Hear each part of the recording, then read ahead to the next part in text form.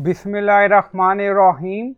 Assalamu alaikum. My name is Hassan and today we are going to add additional custom breakpoint in Elementor WordPress. Before starting work, it's my request, please subscribe my channel. Thank you. Now back to our work. So we are in Elementor page.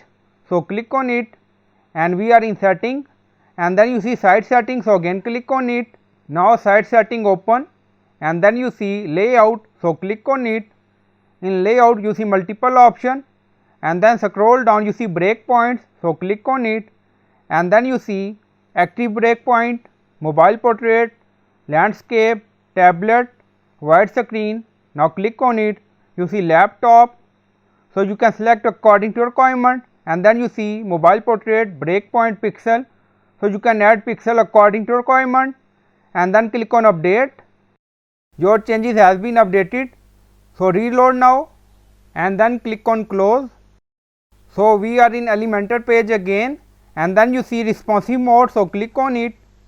On top you see multiple breakpoint, wide screen, desktop, laptop. So I hope you like this video. Please like, comment, share, subscribe. Thank you for watching.